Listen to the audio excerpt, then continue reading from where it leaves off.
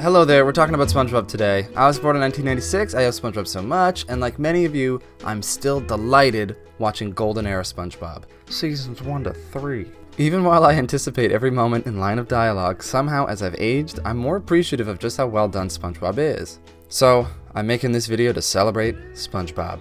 As the video title insists, I will be recognizing strong episode pairs.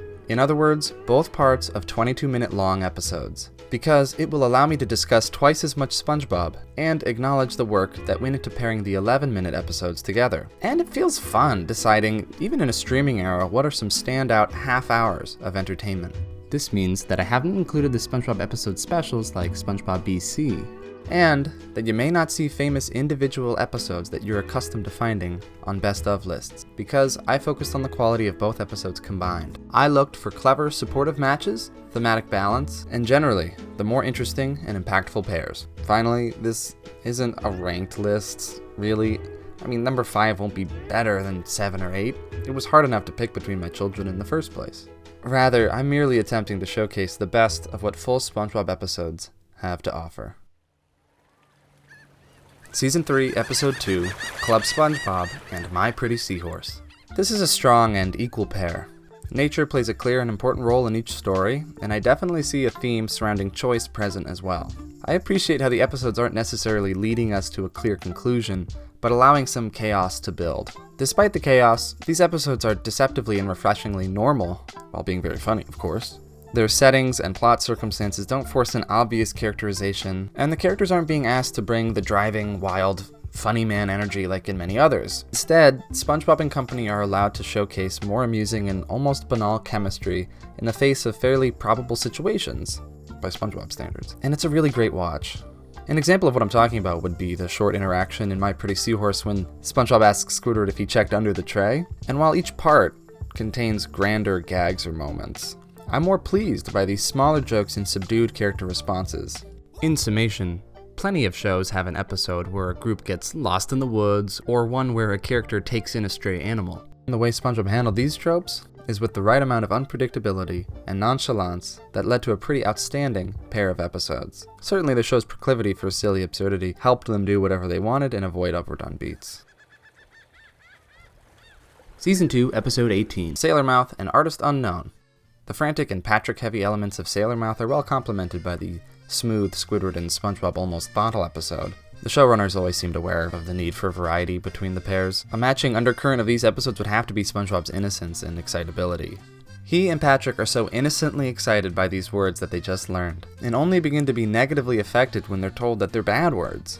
And in Artist Unknown, SpongeBob is pumped to be with Squidward, engaging in various fine arts. And like SpongeBob's innocent relationship with swear words, his newness and openness toward art and life make him an unintentional genius. It's only when Squidward enforces his view of the artist's process that SpongeBob loses his touch, and instead chooses to copy Squidward's closed-off habits and poor results. Squidward ironically makes great art when he lets go, becoming perhaps innocent to some raw feeling and emotion. It's just like how Squidward's always playing clarinet best when he's happy and at peace. I appreciate episodes like these, with scenes and stories linked to core aspects of the characters. In this case, SpongeBob's youthful disposition. I love bold and brash, and the older I get, the more I can imagine the swear words that would have been spoken in place of the dolphin noises and other sounds. I'm not sure how it was allowed on Nickelodeon in any form. You'd expect that the swearing would be a one-note joke, but they find a way to keep things fresh. And quick question for the comments, who do you think is writing gossip on the dumpster at the Krusty Krab? Is it Mr. Krabs?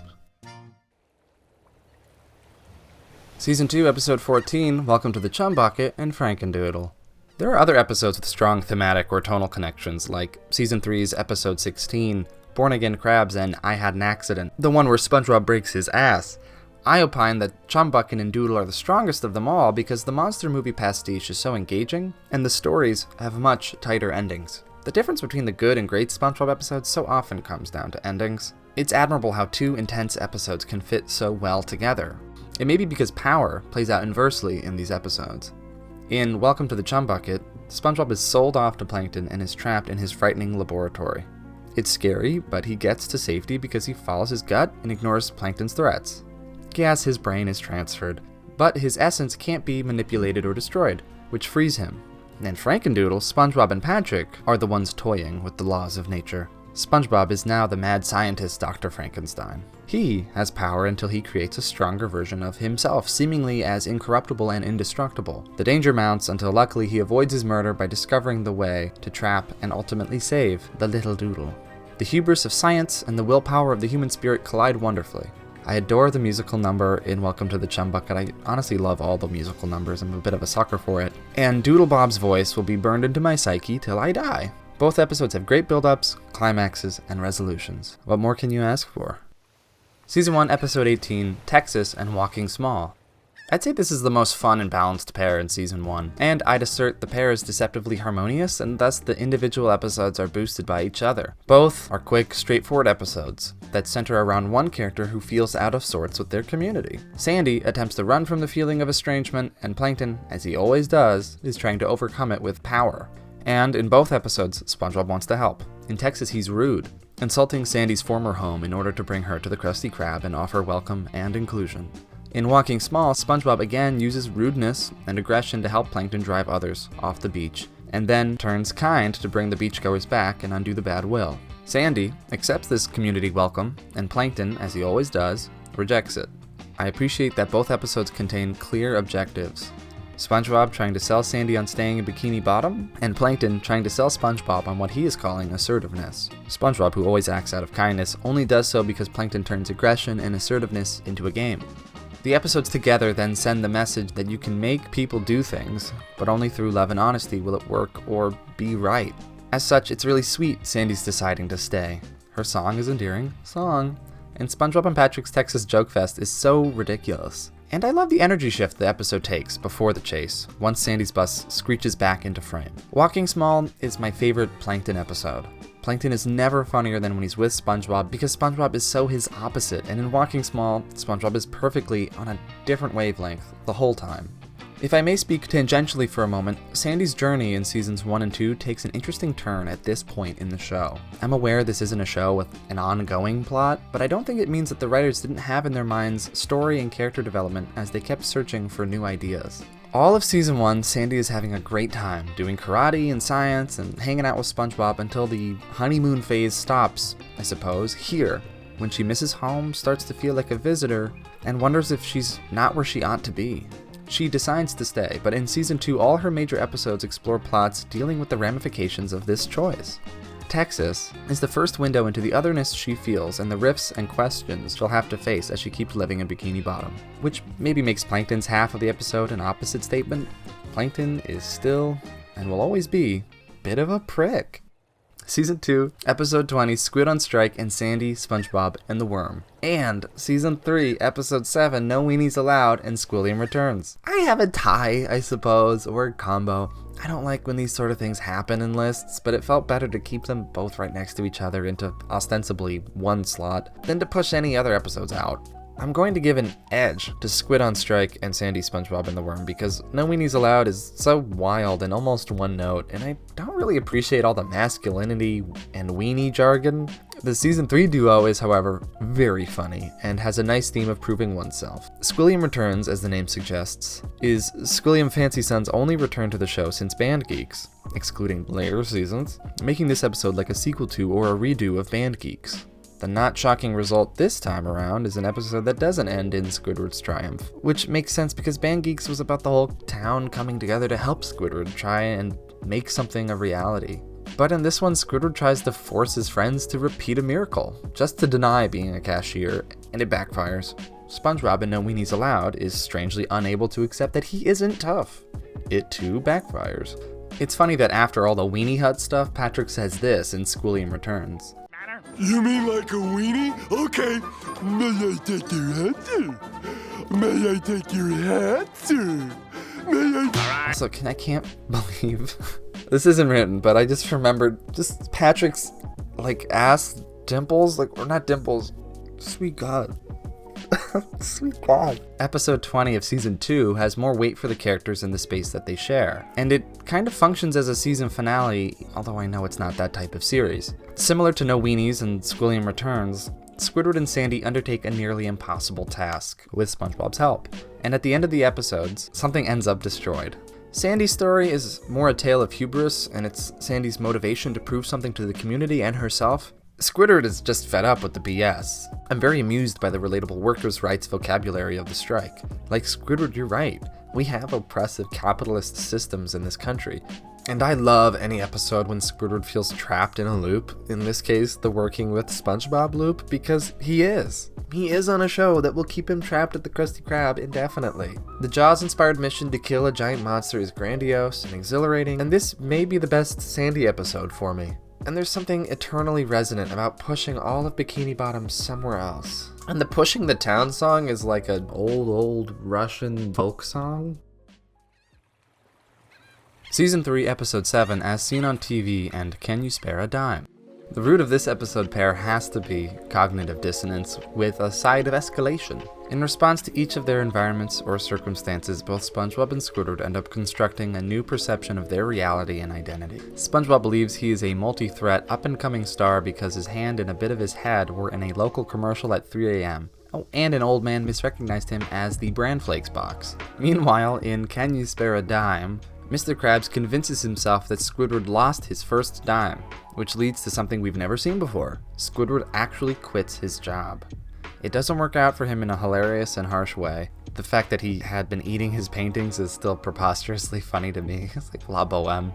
And upon being taken in by SpongeBob, Squidward evolves from a humble and gracious guest trying to get back on his feet into a bedridden monster who abuses SpongeBob's generosity for his own pleasure. He's also bottle-fed by SpongeBob and makes SpongeBob wear a French maid outfit. If you're a parent out there, this is a good time to mention, please be aware that SpongeBob is a little much. And man, some jokes, in a really awesome way, took like 20 years to hit me. In As Seen on TV, I love Squidward's layout for the Krusty Krab commercial, the commercial itself, the striped sweater song, and all of SpongeBob's weird cocky mannerisms. And in Can You Spare a Dime, it's really refreshing to have SpongeBob play frustrated. His chemistry with Squidward is still on point, yet I posit this episode shows the strength of playing against type. And both episodes remind me of just how versatile SpongeBob is as a character. Not only is he the glue and heart of almost every episode, but he is a funny man, straight man, child grown-up, easygoing, anxious, predictably unpredictable, a flexible square, you get it. Season 2, Episode 6, Grandma's Kisses and Squidville. Squidville is the stronger of the two episodes, but both are real noise and have sharp endings, which, as I said, is always a bonus. Grandma's Kisses has one of the most famous crying sequences in a show full of them. I love freeform jazz and sideburns and how far the babying goes. And Squidville has a wonderful pace. And it is such a great Squidward expose. A clear message about maturity and navigating the adult world is evident through both parts, and maturity is at the existential center of plenty of SpongeBob the character and show. In the episode, SpongeBob rejects the babying from his grandma. I love Marion Ross's performance as Grandma Squarepants, by the way. And Squidward can't help but act like an immature SpongeBob at the seemingly perfect, flat, and serious Tentacle Acres. It's impactful how and why Squidward and SpongeBob reject and accept immaturity. SpongeBob is self-conscious about his adulthood, and the relationship between him and his grandmother because everyone laughs at him. He decides he doesn't care what others think about him and accepts the part of himself that is still a bit of a baby, and still likes being loved in that way. And Squidward is no different. He rejects SpongeBob and Patrick because of their shenanigans, which do obviously annoy him and blow his house up, but he discovers a deep malaise at Tentacle Acres. This could be a result of his struggle with depression and fulfillment, getting everything you want, or the inevitable boredom with a strict repetitive routine. But I'd say that without SpongeBob and Patrick, or their energies and conflict, without any of the silliness, pestering, or play, that life is pretty drab for Squidward. He likely misses SpongeBob too, and he slowly realizes that he does want that fun and spontaneous interplay with people regardless of the part he's playing. I mean, he does exactly what SpongeBob and Patrick did in the opening scene. In spectacular fashion, he decides to reject the opinions of others, to live and play in the way he has grown accustomed to, because it matters to Squidward how SpongeBob makes him feel. Maturity is then perhaps a choice affected by our environments and the people within them. Furthermore, we all need play and love and people different from ourselves, grandmothers and neighbors, in order to embody a fuller range of our own identities and humanity. And whole communities need that diversity too, just saying. Tentacle Acres. To me, the best episodes of SpongeBob are like this one, profound and more like hilarious short films that even visually express universal, existential experiences. Season 3, Episode 4, Nasty Patty and Idiot Box. This episode is for all the heavy hitters out there. There isn't much to connect these two parts, but it doesn't matter. I just wanted to find some of the best full episodes, and this one happens to contain 2 of the funniest individual episodes ever, together, in 22 minutes of totally wrenched guts. They are well balanced in a fine case of juxtaposition. In the first part, SpongeBob and Mr. Krabs fear they've killed a man, and in the second, Squidward is jealous of SpongeBob and Patrick playing pretend on a sunny day. Mr. Krabs is always really funny when he's not only money obsessed, but behaving like a regular grown-ass man. I don't know why SpongeBob and Mr. Krabs weren't arrested, but their chemistry together with the police kills me. Their anxiety is delectable, and not what SpongeBob tends to deliver. The funniest sequence in all of SpongeBob may be Squidward listening to SpongeBob and Patrick enacting the mountaineering adventure gone horribly awry. Squidward's reactions are key. The intensity with which the 2 wail and wrestle with sawing their limbs off reduces me. The second avalanche is so smart, and its success is all thanks to sound. For a very visual show, a show that was written with storyboards, the music and sound effects were always on point and guided so many gags. Well-written acting and sound mixing magnificence. Eyes closed, I'm dead. Oh, and there's other satisfying scenes and jokes. And a smart story idea, if I recall, something about Squidward wanting to participate and he can't because he's trying to... No, it doesn't matter, who cares? Season 2, Episode 11, Mermaid Man and Barnacle Boy 3, and Squirrel Jokes.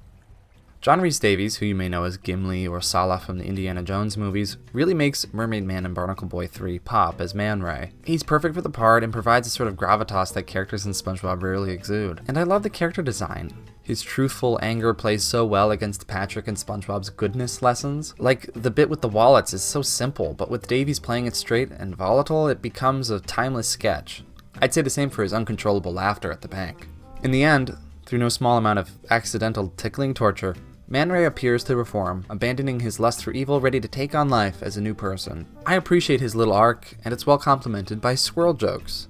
Squirrel Jokes is not a standout episode for me personally, but it serves the whole episode well. SpongeBob has to change and strive toward goodness like Man Ray, with plenty of laughter involved as well, to stop hurting Sandy. And like Mermaid Man and Barnacle Boy 3, there's a slightly more adult touch to this episode. Sandy's pain and discomfort seem genuine, as is SpongeBob's stage anxiety and rationale. And there's something admirable about finding a very funny 11-minute children's cartoon centered around the consequences of offending your friend. And while SpongeBob isn't actually good for child development, I like that Squirrel Jokes shows children how fragile we all are and how easily and unintentionally we can hurt one another, especially with jokes. And after Man Ray's all-or-nothing evilness, or lemons, if you will, the indirect turmoil in Squirrel Jokes appears more nuanced and upsetting. I don't find Sandy's playing dumb the funniest, but it doesn't need to be. She's angry at her friend, and making him uncomfortable proves a point. It's powerful too when I remember all the jokes in SpongeBob that seem to take a particular jab at the dumb Southerner trope.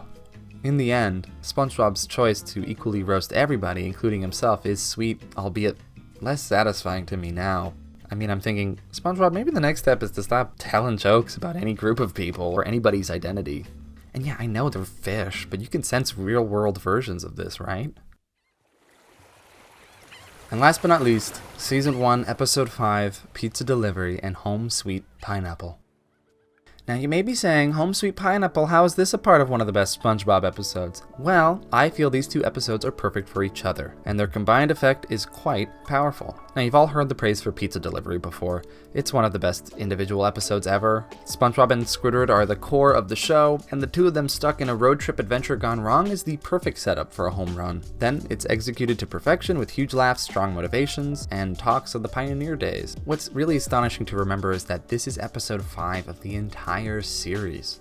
Until this point, the show had mostly stayed in their neighborhood and consisted of stories that introduced us to characters and characters to one another. That really starts to change after episode 5, and this is the first time Squidward ever cares about SpongeBob, planting a seed, perhaps, of a stronger future relationship. And the impact of the earliness of this episode is felt in both parts. In Home Sweet Pineapple, for those who have forgotten, nematodes drink SpongeBob's house, and when SpongeBob realizes that he and Gary aren't suddenly growing larger, they find themselves homeless. To avoid moving in with his parents, SpongeBob tries to remedy his predicament. Except for SpongeBob trying to sleep at Patrick's house, all the scenes are dang funny. In the end, the seed miraculously regrows into a furnished replica of SpongeBob's house within seconds, and it lands right on top of a joyfully dancing Squidward. SpongeBob concludes the episode with this line. Ah, Squidward! Isn't this great? I'm back forever! Forever? I see in Home Sweet Pineapple a poetic conclusion to experiences had in pizza delivery. I can firstly imagine that this house scramble happens shortly after the pizza delivery. SpongeBob goes out of the frying pan and into the fire before he can get his home sweet home ending, which makes the whole episode feel like one large story. We also discover Squidward may not completely hate SpongeBob in pizza delivery, but he still doesn't like him and is not interested in living near him. This is not the Squidward of later seasons. And through Squidward's comeuppance, the show and the magical house seed tell us, and Squidward perhaps, that this is the formula. These two are destined to be together, for our amusement no less, and he will have to deal with SpongeBoy kinda forever. It reasserts that when Squidward barks too much or bites, the universe bites him back. He'll feel crummy, and if he would just loosen up and accept things as they are, he would be rewarded. Emotionally, the episodes are both effective. Pizza Delivery has SpongeBob eager to accomplish a mission, and in Home Sweet Pineapple he's pessimistic and running out of options. The fake out of SpongeBob's moving is powerful, and the only episode that feels like SpongeBob is sincerely on the ropes as a character, or as a show. Season 1 is far less absurd than 2 and 3. It's cel-animated and has a gentility and earnestness about it. And I think that's partly why Pizza Delivery is so beloved, because the connection between SpongeBob and Squidward is never more honest and human. That honesty is carried into Home Sweet Pineapple, even through SpongeBob's crying. With the many climactic over-the-top crying sequences to come, SpongeBob's tender weeping, and Patrick's, is very down to earth. This episode is in the correct order, and for my money, there's not a single episode that would be a better partner to Pizza Delivery, and that is saying something about the success of episode 5 as a whole. Home Sweet Pineapple might not be at the top of an individual list, but that's why I made this list. Because there was so much fantastic work put into these episode pairs. Alright, that's it. I had a really good time making this, and God, it was hard to pick between these episodes. But I just kind of realized, like, no matter what happened, I was going to be talking about SpongeBob either way. So, I was going to be happy with that. Alright, thanks for watching. Stay safe out there. Stay spongy. I love this. I love bloopers. I love bloopers. I don't care if they're fake. I love Pixar bloopers. Simon, you want to give us a meow for the mic? Nice.